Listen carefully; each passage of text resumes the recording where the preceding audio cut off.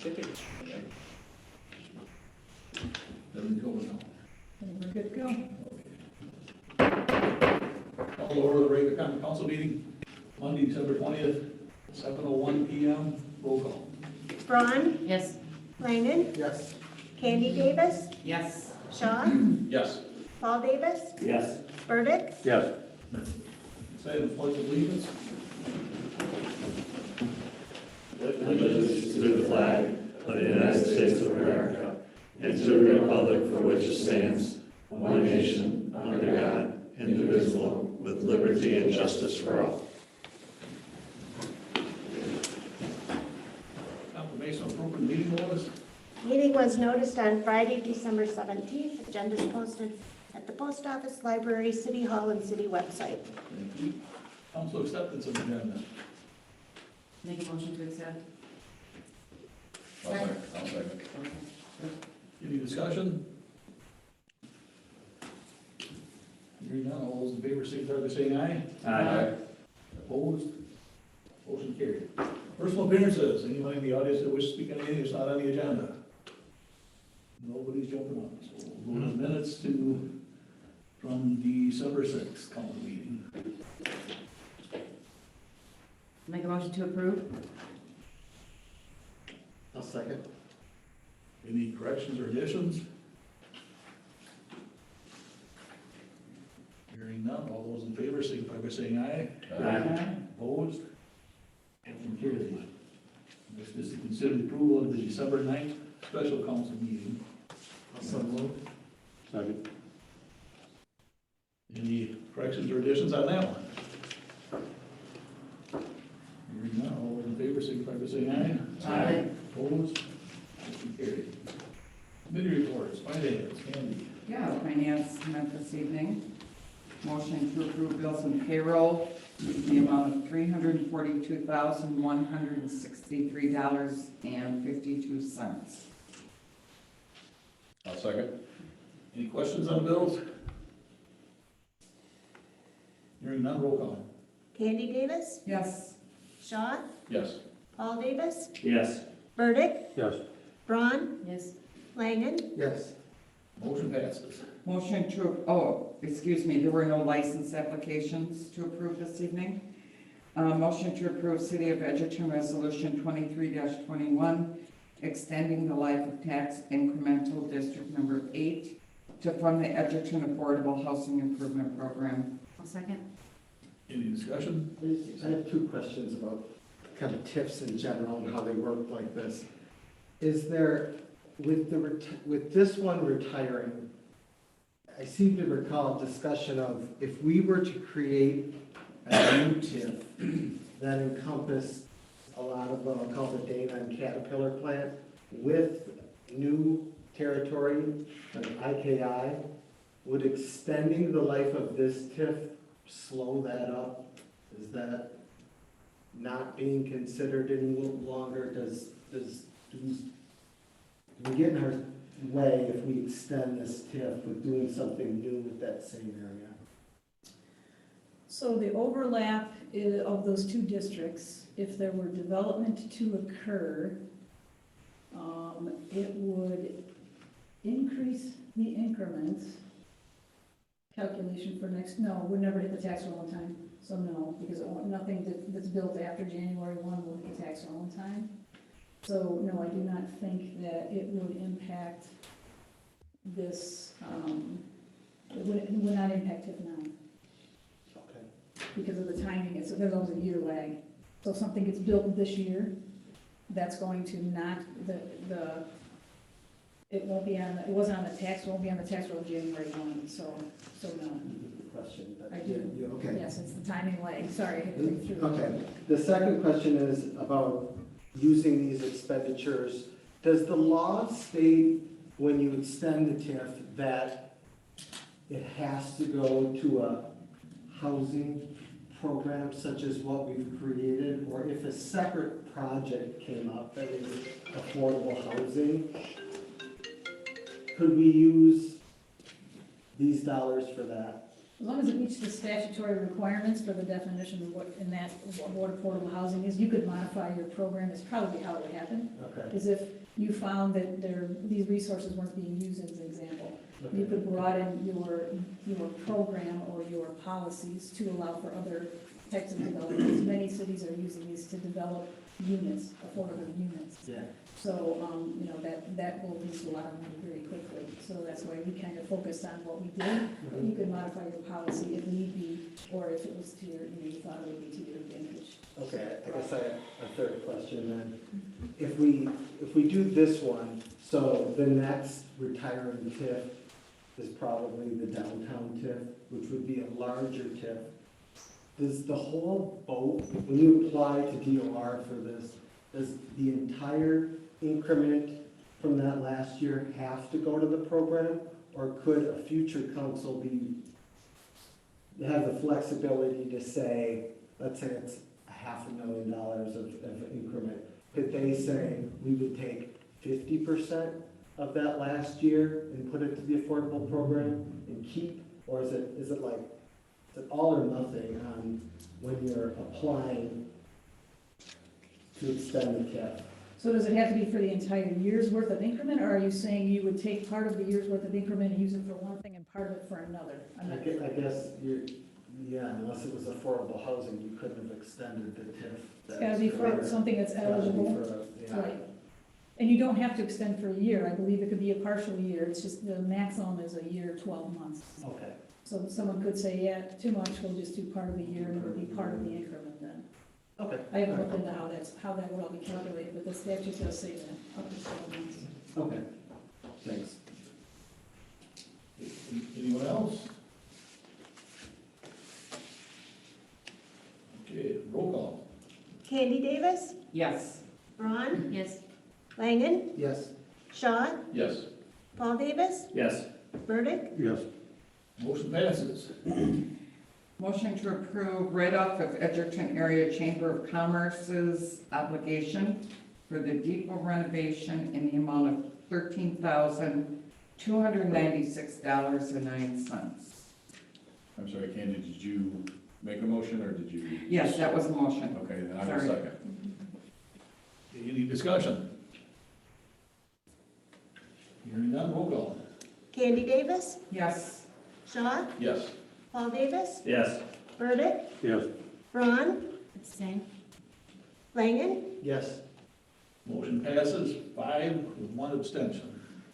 That's it for finance. All right, how about personnel? So personnel, we have not met again since the last time, but we did allow staff enough time to put the amendments together for the personnel policies and procedures. So that, what's on the agenda is to consider the amendments and then to consider the resolution. So Mona, can you provide a little update or background on the amendments? Certainly. Starting on page 7 of your packet is a summary of all of the proposed amendments to the various sections of the personnel policy manual that the personnel committee's been working on for several months. This all follows the wage study that was completed.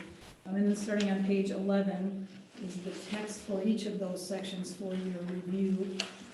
These are excerpts, obviously, from the whole document, but we try to provide all the pages that have the pertinent modifications to policy for your review. So I can, the sections that are here that are described, I'm happy to go through each one of those if you'd like, if you've had a chance. Many of you have been through this at length with personnel, but I can go through them, or I can try to answer questions for any of those policy summaries that you have there, or specific language in the policy itself. Well, you have a good synopsis here underneath them and with each one. But I wonder if we should look at these individually, the amendments individually, or as a whole, individually? That's what I was gonna suggest. Okay. So should we take them in order, starting with compensatory time, section 5.2.1? I'll make a motion to approve the policy manual amendment for that. Second. Any discussion?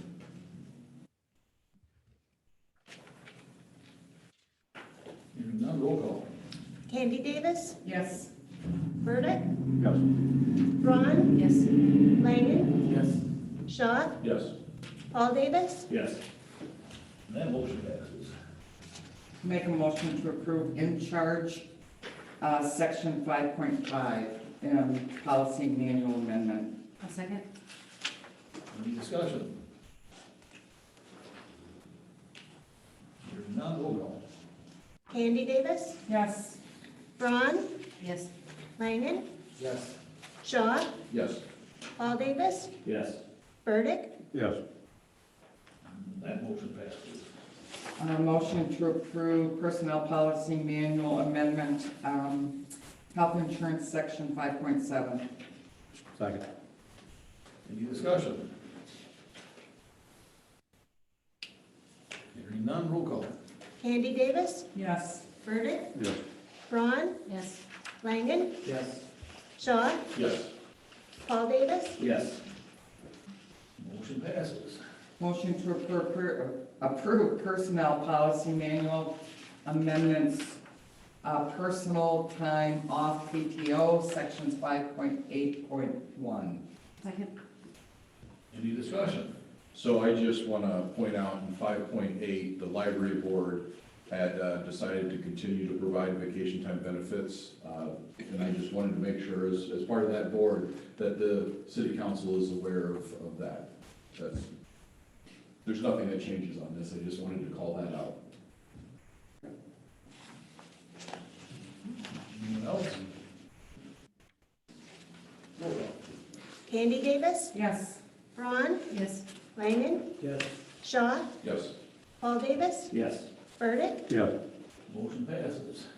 Motion to approve personnel policy manual amendments, tenure pay 6.4. Any discussion?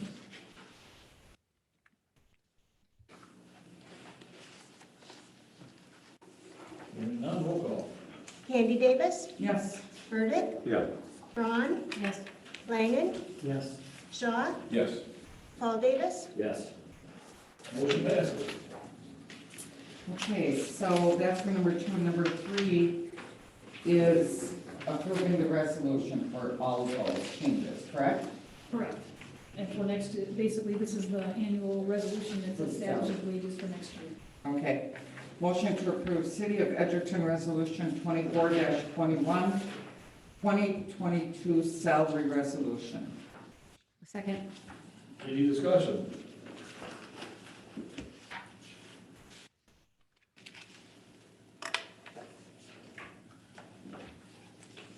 I don't know, okay. Everybody get a chance to look at it? Everybody get? Okay. I just want to go on, we did a study, we paid for a study, everybody knows we paid for a study, we got the ranges set up and all that good stuff, but there are, just so everybody's aware, there's gonna be some, if we go along with that, there's gonna be some really big changes in some salaries around. And, I mean, it basically, we were out of the loop with a lot, I mean, and not close. We're just bringing them up or giving them what we stated or agreed on before. There's gonna be a big change for some of them, just so you're aware. I mean, I intended to make an amendment, but I don't know if I'm proposing an amendment, but I guess I don't know if everybody's good with the way it was. I'm not gonna bother trying to change it. I mean,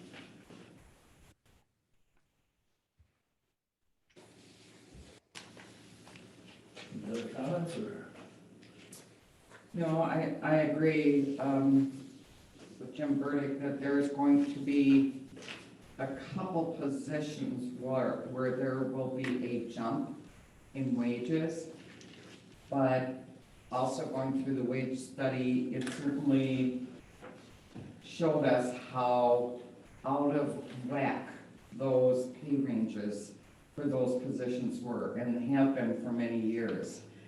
So by putting the time, the energy, and the money into the wage study, I think it wouldn't make sense for us to have done all that and not really take into serious consideration the recommendations. And throughout the whole study, we pretty much have followed within a good degree of what the recommendations were, and it made sense. So you're right, there's gonna be some that's gonna have a jump, a large enough jump, but that goes to show how underpaid those positions were to begin with for quite some time.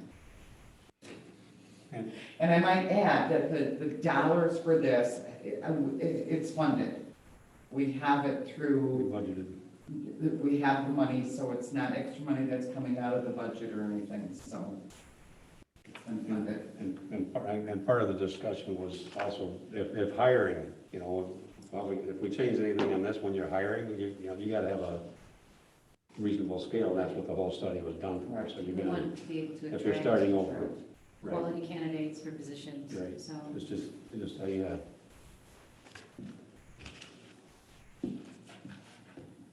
Okay, anyone else? Roll call. Andy Davis, Yes.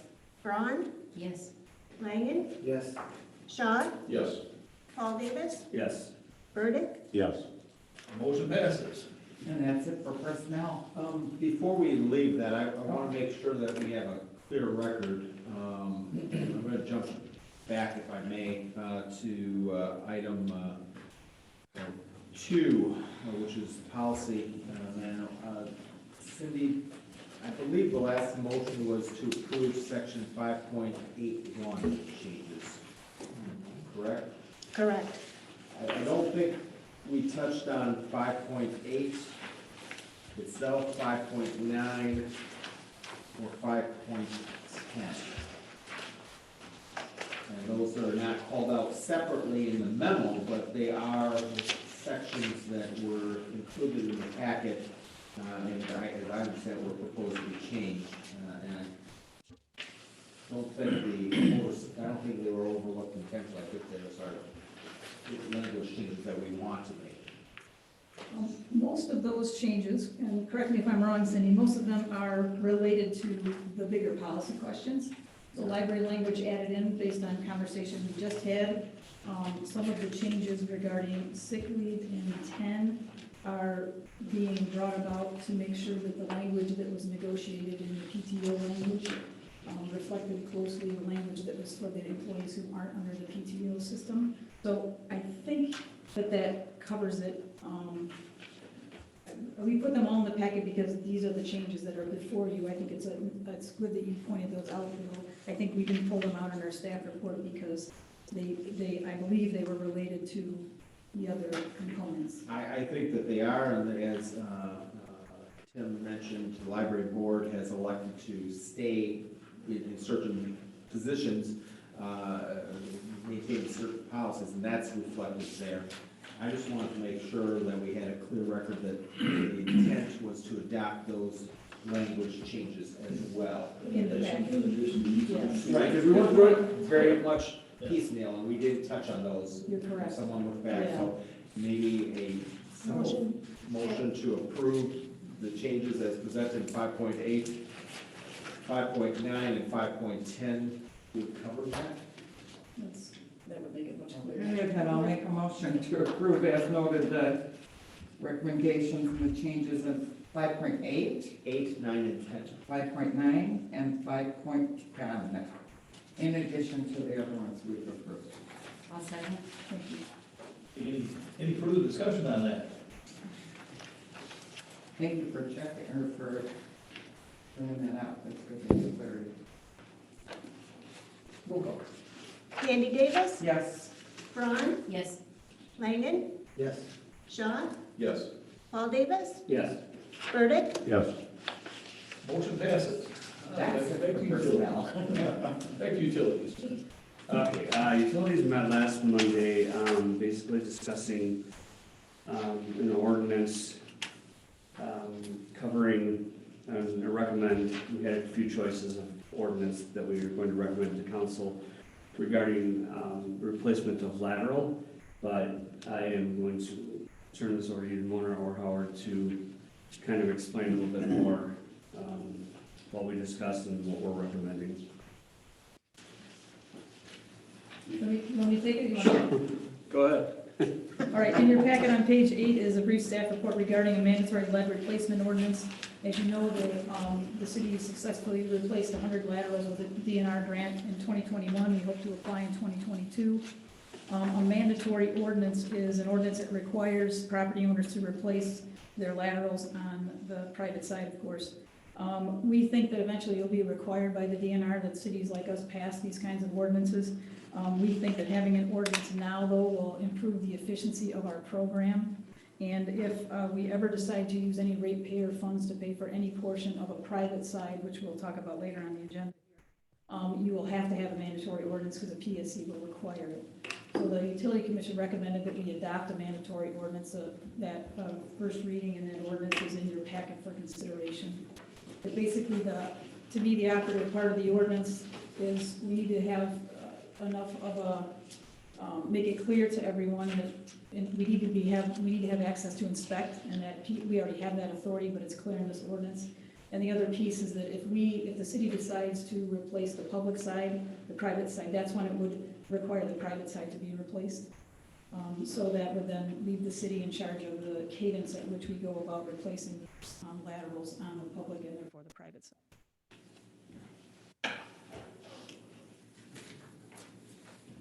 When you say the private side, help me understand, is that at the homeowner's expense? Good question. Yeah, well, the private side is from the shut-off between the curb and the sidewalk to the house. And right now, if there weren't a grant program, it is all the responsibility of the private property owner. The most the utility could ever pay by PSC rules is half of that cost. We have to get permission first from PSC in order to pay for half. But we have, in 2021, we had 100% paid all the costs for the private side through that grant. We plan to apply again. And I don't know if you mentioned this, though, you told us that our chances of being approved for the grant are increased because we have this ordinance. Good point. Yeah, it'll be more competitive this year, and so this does give us 10 more points. How that plays out, how important it will be, is not clear, but if we do pass this ordinance, then that would give us 10 more points toward a competitive application to hopefully get funding for next year again. Thank you, I forgot that. Yes, very, very valuable grant and projects that got done this year. Being one of them was my house, almost 100 years old. I think it's probably the original line in there. So there'll be other communities after it now that they realized how well it worked for us that didn't get them done. So any points we can get, we should take.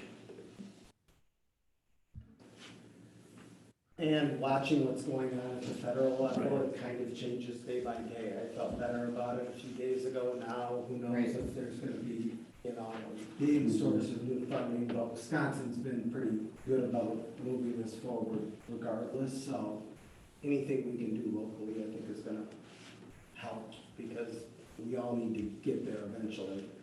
We better see about a motion before we have too much more discussion. Okay, so I guess with that, I'm going to introduce first reading of the City of Edgerton Ordinance 21-12, amend Chapter 12, Section 12.8, 13, battery galvanized water service, line replacements, and Section 12.8, 16, disconnection service of the Code of General Ordinances. I'll second.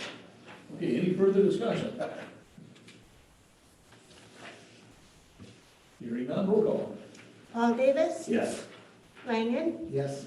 Candy Davis? Yes. Shaw? Yes. Burdick? Yes. Braun? Yes. Motion passes.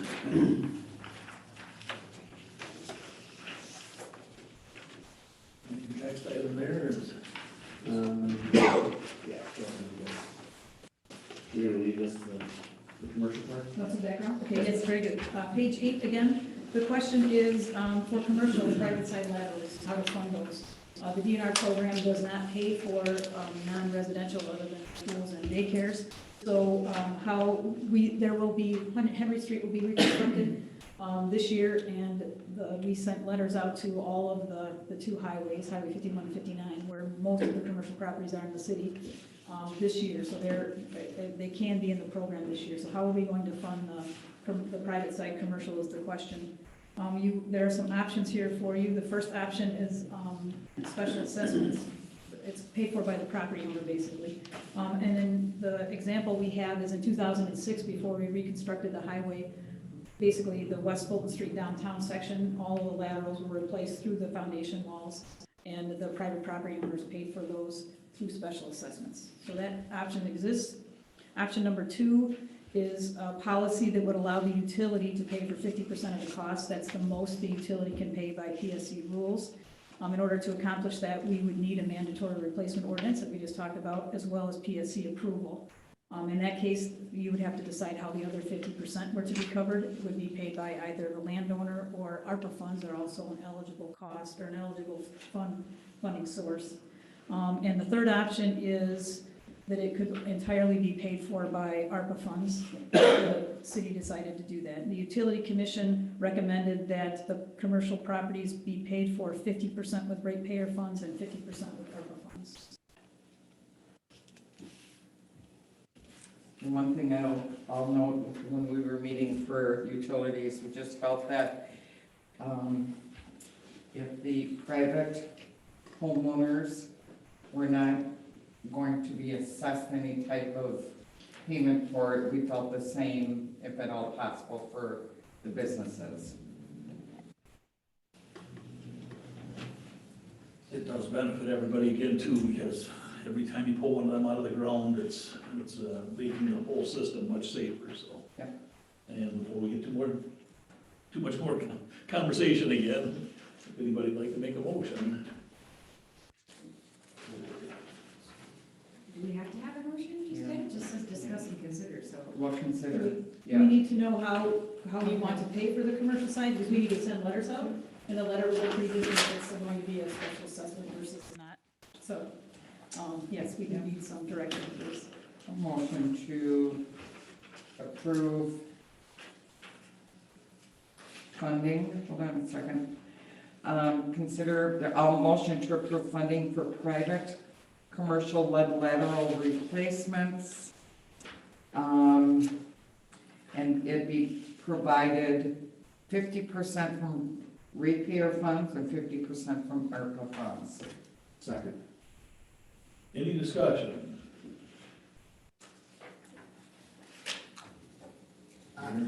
Just one question, how that would work, because all of this doesn't get done overnight or even within 1 year. Is there any length of time that we could set aside ARPA funds to complete this on all the commercial properties where it's needed? Yes, that's a great question, and it leads a little bit to what utility decided. The utility talked about just waiting to replace all of the private side laterals when we do street reconstructions, and that's estimated to take 10 to 15 years to accomplish that. The utility said, we can't wait that long. So the utility wants to pursue 2 years, this year and next year, based on when the inventory is complete, we'll know if that's possible. So sorry, I lost the train of thought. ARPA funds, I think. Yeah, so 2024 to contract, and then another 2 years to spend. So ARPA funds, we have a long time to spend, but the utility commission, it shouldn't be an issue because the commission has their way, they want this done in 2 years.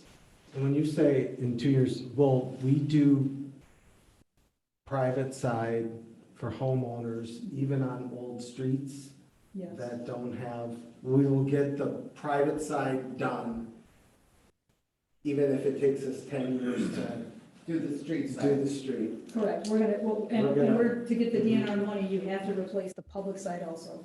So the roads will be patched. The roads will be, yes, we have to go all Unless the way we to look the. at doing a lot more roads in the next few years, the streets, so, there'll be patchwork, which, And Howard also informed us that connecting new laterals to old mains could be a little challenging, but certainly possible, and seemed pretty confident that we could be able to do that. There's a danger to that, isn't there, though, if you start rattling that, Yes, shaking that pipe and shaking something off the side and then. it's not the ideal way to do it. Mhm. But what the DNR wants is for you to do the, you know, they want you to go all the way to the main. Yeah. So, and they won't give you funding to just do the private side if the public side isn't done. So if we're going to accomplish, if the utility commission's goal is to be met, we're not gonna wait 15 years for every street to be redone, then that's the only option you have. Yeah.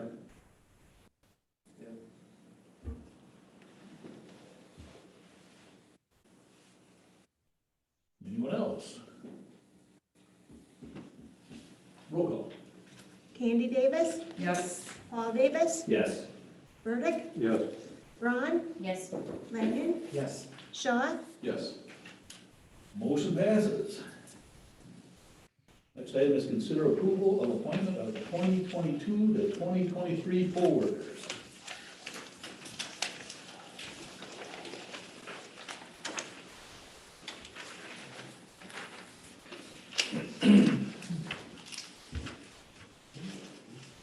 Can I ask a question?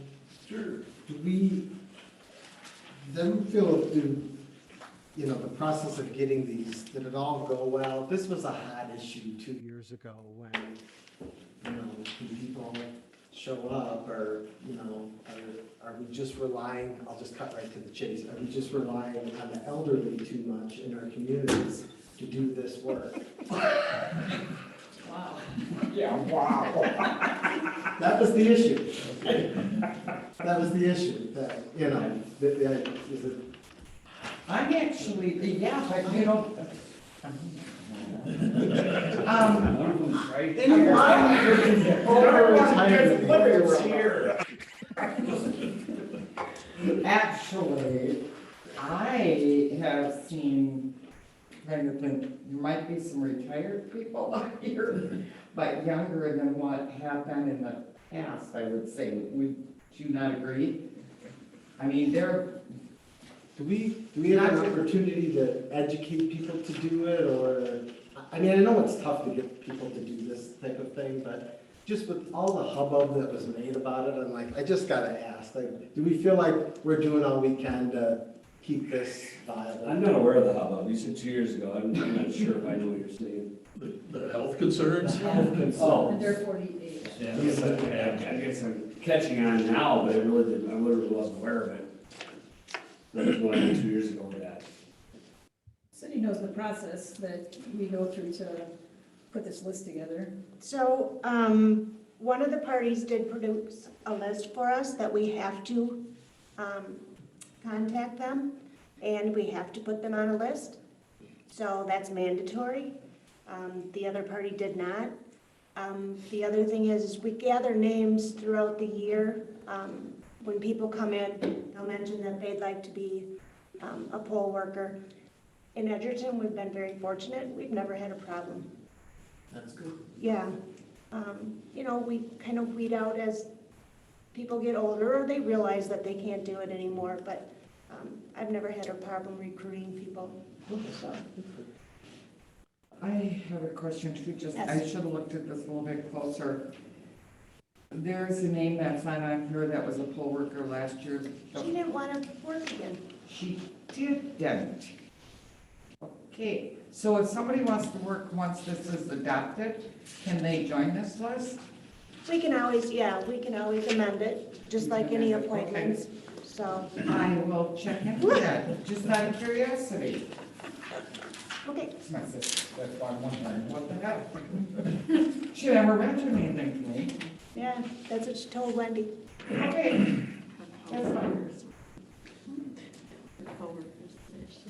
Okay, we don't have a motion yet, do we? No. We do not. I'll make a motion to approve the appointment of 2022-2023 poll workers. I'll second.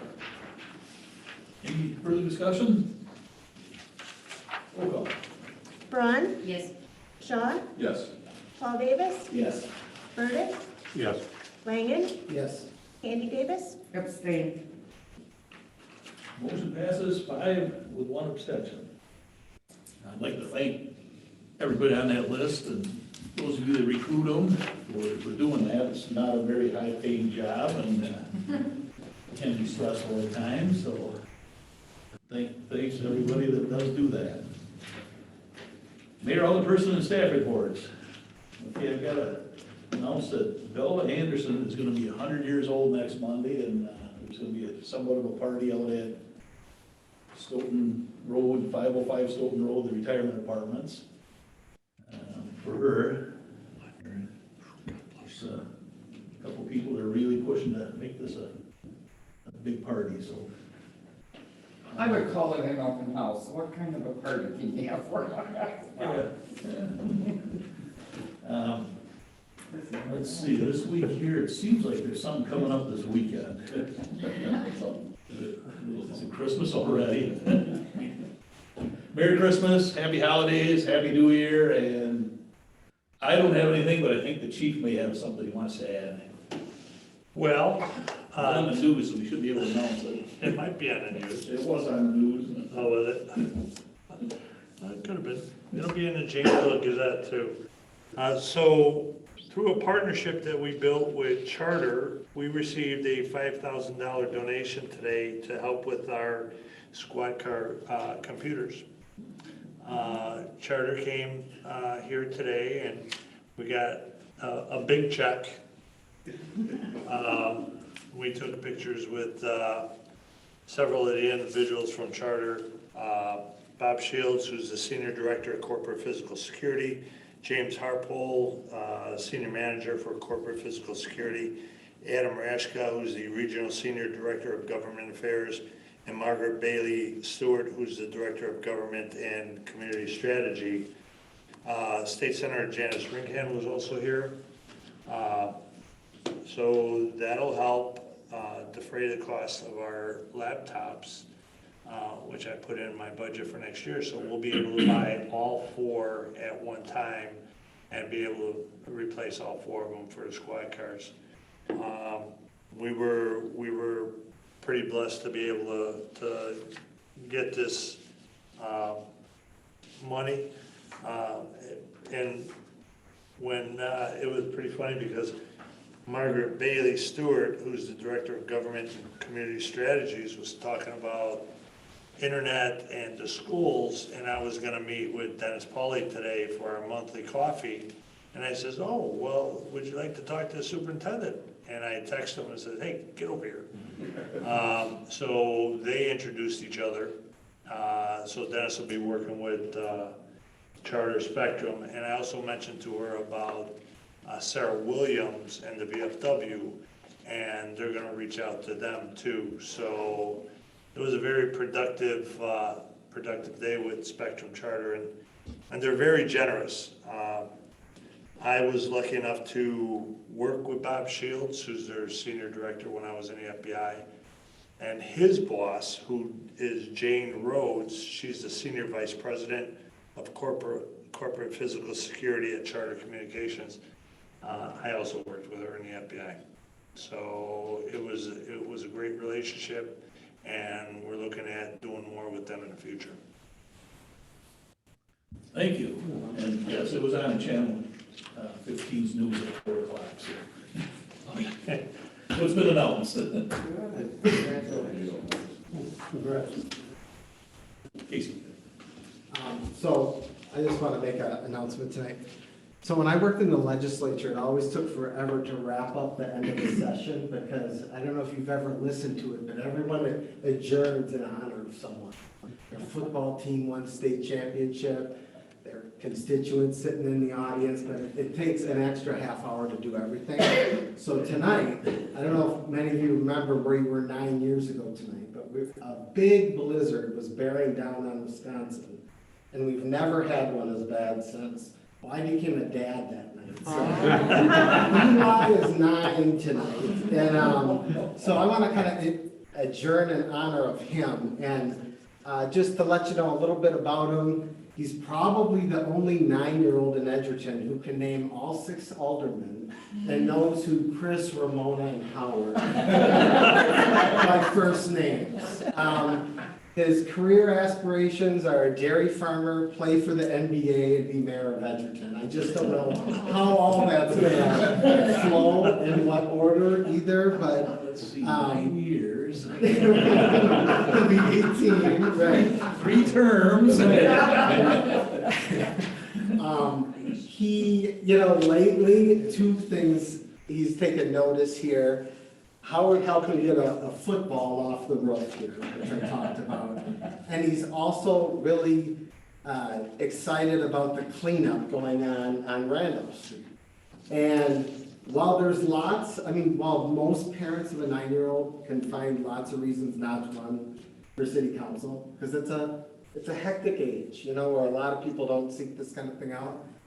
I do like that he's, with that football and with that empty lot, he is seeing that through the city, you can help people and the landscape by stepping up and doing things. So while he's a very vocal critic to me of building houses on any farmland, he's not keen on any of this development going on. He did give me his full endorsement to turn in my signatures and run again in April. So tonight I want to adjourn in honor of Eli's night. Happy birthday. Now, before we adjourn, I have something else. For the library board, we met last Tuesday, and there's a couple of things I just wanted to bring up and make the board aware of. They're hiring a new 30-hour-a-week position.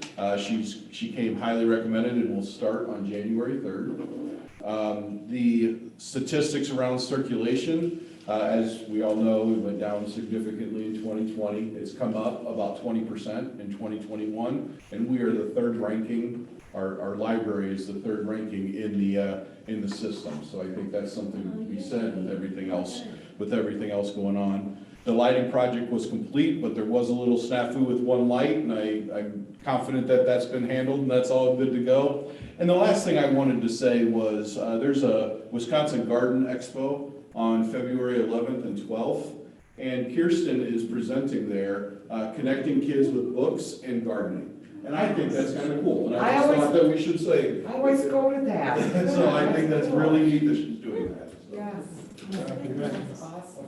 Alliant Energy Center. Yes, that's always a wonderful event to go to. I always go to that.